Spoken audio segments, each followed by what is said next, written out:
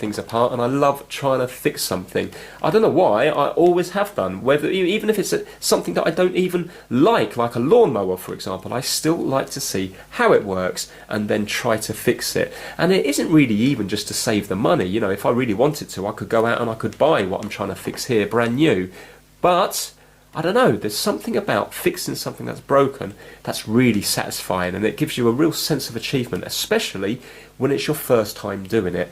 So yeah, that's basically what this video is about. So please don't, do nasty comments saying you haven't got a clue what you're on about, because I admit I haven't got a clue what I'm on about. I've never taken this apart before, and I might make some really stupid mistakes, but for me, that's all part of the learning. And hopefully, you guys watching it, if you haven't done it either, you might be sort of encountering the same problems that I encounter. If you're an expert at it, then your hands work really quickly and it's all just going to happen really easily. But I'm not. So maybe I'm going to be similar to yourselves, doing the same sort of job. So I thought, what can I do? So I had a look on eBay and I found this listing here, and I think this is quite an interesting one. It's basically 5 broken Nintendo 2DS's, the XL, the new shape. Now, these are still in the shop for $129.99, so 130 UK pounds. Second hand on eBay, you can get them for they're still over 80 UK pounds. And even if you were to go to, like a high street shop that sells gaming stuff like CEX, then you're still paying £95 for a discounted one. That means one with scratches on, and £100 for an unboxed one. Now that would come with a charger. None of these come with chargers, but here I managed to pick up 5 of them for £53 plus £7.99 postage, so just under £61. And what I'm hoping is, you can see this company here doesn't list the faults, they just do a whole range of things it could be. You can see that one of them has a detached screen here. So what I'm hoping is between the 5 that I'm going to get one working one, and then if I get more than one working one, well, that's just a bonus. Now I might be unlucky and I might not be able to fix any of them, but for me, I still enjoy the process of it anyway. After buying this, I then realised that this company also has another eBay shop that sells working second-hand things.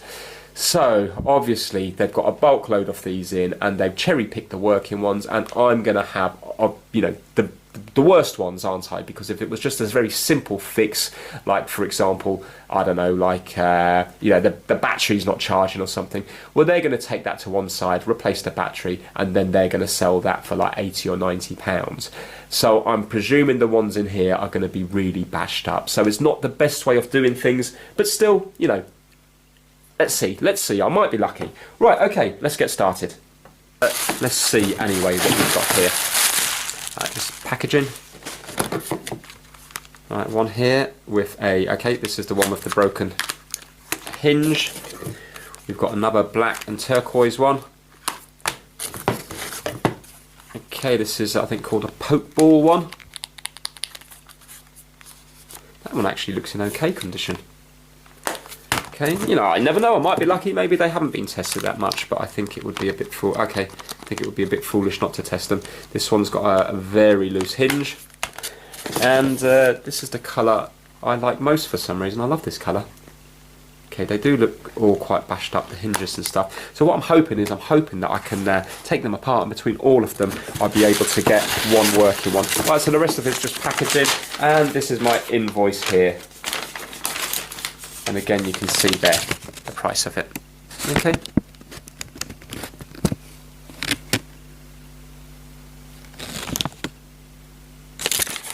Right, okay. First things first, I'm going to try and turn each one on and just do some basic testing, to see if it works. I'm going to go get a game card from my other 2DS, and then see if they charge up and stuff like that. See if I can work out what the faults are. Obviously, I already know what the fault is with the hinge one, because it's quite obvious, but I'm not sure what it's going to be with the other ones. Let's just quickly see if there's any games left in here. Right, no game, no SD card. No game, no SD card. No game, no SD card. This is not looking good. No game, no SD card. and no game, no SD card. Now, if you were to buy these off just normal sellers and not a company, often you find that it will have the SD card. Sometimes you get a bonus and you get the game in there as well. I've bought a few PS Vitas in the past that have the games left in because people forget about it. They just have it up in their room, it doesn't work, and then they just sell it on eBay without checking it out. So you can be lucky, and sometimes you will get the memory cards and the games. Right, let me just go grab a game and then I'm going to see what's happening with these. Right, a couple of games. Let's start with this one here because I like the look of this one. Okay, so I've got a blue light, which is good. This looks well bashed up. Right, okay. You can see what's wrong there. That's the screen.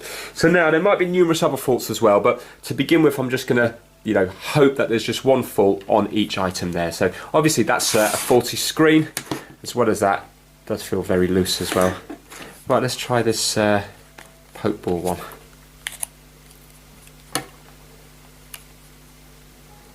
Blue light again, which is a good sign. Oh, surprise, surprise. Broken screen.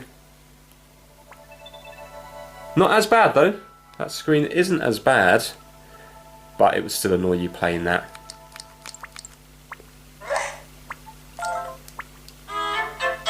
Sound works. Right, okay, broken screen on that one. Do you know what, I could be unlucky and maybe it's just going to be a broken screen on all of them, because if that top screen's hard to replace, maybe that's exactly what this company does then. Right, okay, that went to turn on and then it made like a funny popping sound and then turned off, so let's try that again. Okay, so that doesn't sound great. But hopefully, maybe the screen's going to be okay in that one, and maybe I can use the screen from that one onto one of these. Right, red flashing light. Broken screen again. Do you know what? I think I'm going to be unlucky here, aren't I? They're all going to... Do you know what? I know what's happening. I reckon the company gets them in, and they basically know that they can replace numerous different things easily, and that's what they're doing. And I bet all of these now are just going to have a broken top screen, because I had a quick look on eBay earlier and there doesn't seem to be, like for other things like the 2DS you can buy the screens quite easily, but for the 2DS XL it looks like you can't get the screens. And I mean, I can't tell on this one, but the hinge is broken and the ribbon cable's gone there as well. So realistically now, am I going to be able to repair any of these? Unless this one here has an intact screen and the hinge is ridiculously loose. I don't know, I'm gutted if I'm honest with you, because I didn't think the screen would be smashed on every single one. I feel now that I've been conned a bit on this. But because like when it says untested, you sort of hope it is untested. If the listing said everyone had a broken screen, then I wouldn't have bought it. But obviously that's the risk of buying on eBay. What should I do now? Right, I suppose I might as well try to take this one apart and see if this one has got an okay screen or not. Right, okay. Right, let me just plug in my charger. See, I was kind of hoping that it would be a load of different faults, like for example not charging or buttons not working or something like that.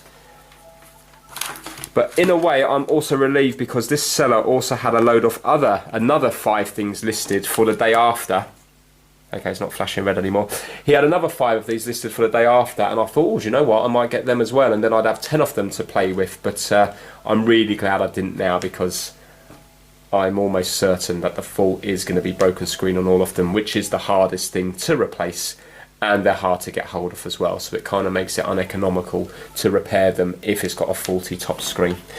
Right, okay, let's take this one apart first, I think, and then see what's happening with that. So I'm just going to power each of these down. I'm going to leave this one on charge.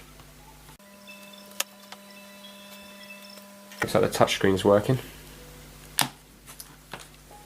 Worst case scenario, this one is, you could possibly get away with using it.